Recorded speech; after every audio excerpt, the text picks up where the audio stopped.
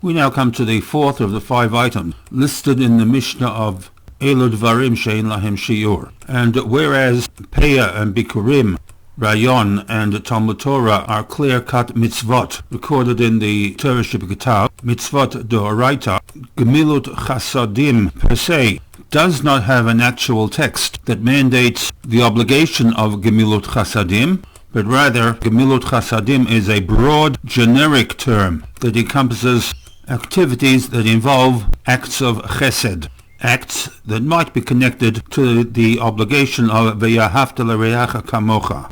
Acts of chesed, and specifically Gemloot Chasadim, was touched upon earlier in the Birchot HaShachar at the conclusion of the V'hi Ratzon Milfanecha bracha. In that bracha, we are turning to HaKadosh Baruch Hu and addressing the relationship between God and man. U'teneinu hayom b'chol yom, each and every day may God shower upon us chesed and rachamim. And then v'tigmelenu chasadim tovim, and the bracha ends with the words hagomel chasadim tovim, an acknowledgement to the God that is gomel chesed, and not just chesed but chasadim tovim, exceptionally good acts of chesed li'amo Yisrael. In that bracha, we are addressing a God who is a Gomel Chesed, who does acts of Chesed to mankind. The Gemloot Chasadim of the Elu Dvarim relate to the relationship bein Adam l'chaveiro, between man and man. From the translators, Dr. Mindel in My Prayer translates Gemloot Chasadim as acts of benevolence. The Nusach Ari Sidur, deeds of kindness. The Koren Sidur, the late Rabbi Sachs, renders Gemloot Chasadim as acts of kindness, whereas Dr. Monk, from a previous generation, practices of charity. Amongst the early commentators and interpreters to this Mishnah, there are 2 schools of thought. One school of thought, from a halachic perspective, treats the act of Gemloot Chasadim from a financial perspective, such as, in many Frum Orthodox communities, there is an organization that offers interest-free loans to help people overcome sudden financial woe, Gemilot Chesed, in terms of a community providing the funds for feeding the hungry, funds for providing clothing and shelter for the homeless. There is another school of thought that includes into the act of Gemilot Chesed the psychological support for people who are having difficulty coping with certain tragedies that one must encounter throughout life. Situations of sickness. There is the requirement to visit and spend some time with those who are sick.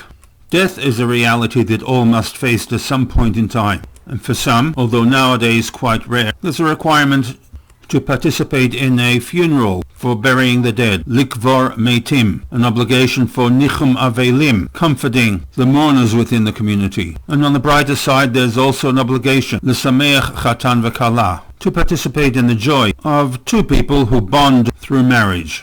As noted, there is no specific command that mandates the mitzvah of Gemloot Chasadim. So therefore, with respect to Gemloot Chasadim, the Ein Lahem Shiur would be interpreted as a maximum.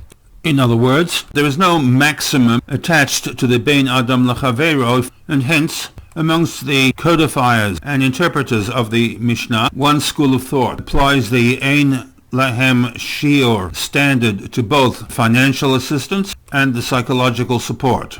There is, however, a second view that applies the Ein Lahem Shiur to psychological support, visiting the sick, burying the dead, etc., but with respect to providing financial assistance, there are limitations.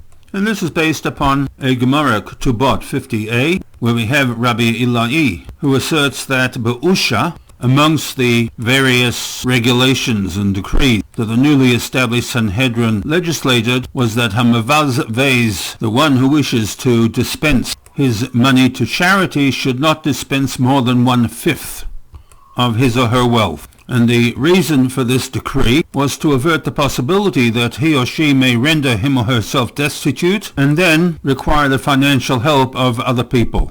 In summing up, firstly, Gemloot Chasadim is a broad, generic term encompassing primarily acts involving Bein Adam l'chaveiro.